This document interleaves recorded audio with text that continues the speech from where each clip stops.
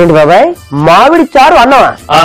ఏంటి బాబాయ్ చేసి చూపిస్తా కదా. ఏంటో నువ్వు ఎటకారం అర్థం కాదు. ఒకటి విచ్చి విధంగా మాట్లాడతారు కాదురా, నువ్వు రుచి చూసిన తర్వాత చెప్తున్నా. ఏం మాట్లాడతావు నీకు తెలియదు. మమకారం పెరుగుతుంది నీకు. అంటే వెలిగించే స్టవ్ వెలిగిస్తా. Okay, very good very good very good. ఇప్పుడు దాంట్లో ఏం చేయాలి? ముందు నూనె వేసుకో. నూనె వేయాలి. అవును కదా, వెరీ గుడ్. నూనె 1 2 చాలు. ఓకే, దాన్ని తీసా పక్కన పెట్టి ఇప్పుడు కాస్త ఆవాలు వేసుకో. కాస్త చిట్టపట్లాడిని, కొంచెం చిట్టపట్లాడిని. ఆ తర్వాత మెంతులు వేసుకో. మెంతులు మెంతులు కూడా వేసాను. నెక్స్ట్ ఎండు మిరపకాయ కారం వేసుకో చెప్తాను. ఎండు మిరపకాయలు ముక్కలు వేసావా? Very good. ఎండు మిరపకాయలు వేసావు కదా.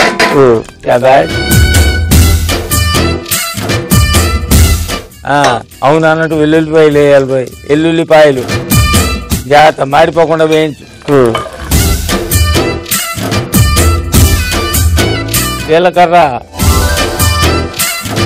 పచ్చిమిరపకాయలు వేయి. ఇప్పుడు పచ్చిమిరపకాయలు వేసావు. పచ్చిమిరపకాయలు వేసావు కదా.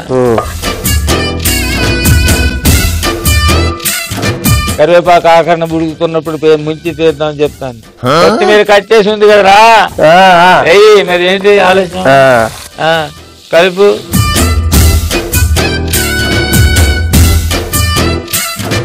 ఇప్పుడు దాంట్లో ఉప్పు వేయాలి, చిటికెడంత పసుపు వేయాలి, మంట తగ్గించుకోవాలి. ఉప్పు వేయి, పసుపు కూడా కొద్దిగా వేయి.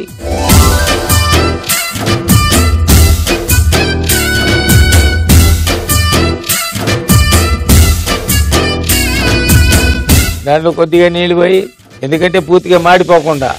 చాలు చాలు చాలు చాలు చాలు. ఓకే, దాంట్లో బెల్లం వేసుకో. బెల్లం ఎందుకంటే మామిడికాయ పుల్లగా ఉంటుందో తీగ ఉంటుందో తెలియదు కదా. వేసాం. అవునా? ఇప్పుడు ఏం చేస్తావంటే శబాష్ శబాష్ శబాష్ మరుగుతోంది. అక్కడ ఉడకబెట్టిన మామిడికాయ ఉందో చూడు. ఉడకబెట్టిన మామిడికాయ దాన్ని నీళ్ళలో మొత్తం పిసికేసి దీన్ని జల్లెడి దీని మీద పెట్టి మొత్తం ఆ పిసికేసిన నీళ్ళన్నీ కూడా దాంట్లో జల్లెడిలోంచి పోతే ఈ తుక్కంతా పైన ఉండిపోతాయి. ఇప్పుడు దీన్ని ఏం చేస్తాం అంటే కట్ చేసి మొత్తం ఇలా పిండి మొత్తం జ్యూస్ దిగిపోద్ది దాంట్లోకి.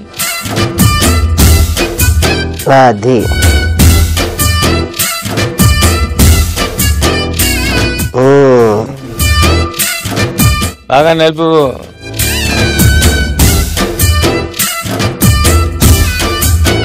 ఇందులోనే ఉంచాలా లేకపోతే పర్లేదు, ఎలాగో జల్లెడి వేస్తాం కదా, దాంట్లో పైన ఉంటది కదా. ఓకే, ఆగు జల్లెడి పెట్టకుండా ఎలాగా దాని మీద జల్లెడి పెట్టు. పెట్టే సరిగా దాంట్లోంచి పోయి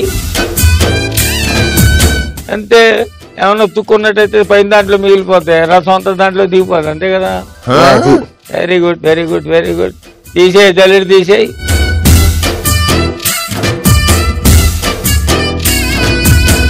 రసం మొత్తం దిగిపోయిందా? కావాలంటే ఇంకా నీళ్లు పోసుకో దాంట్లో. ఇప్పుడు కలుపు. ఇప్పుడు దిగుతుందో లేదు చూడు. ఇప్పుడు దిగుతుంది.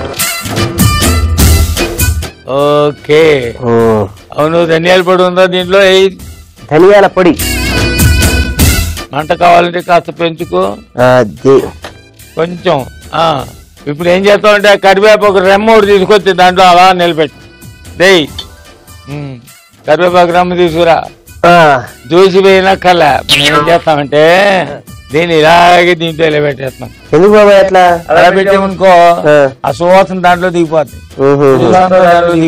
కూరలో కరివేపాకు అంటారు చూడు. అవును. అలాగే దాని వాసన వచ్చిన తర్వాత దాన్ని తీసేలాగా బయట పారేస్తాం కదా. అవును.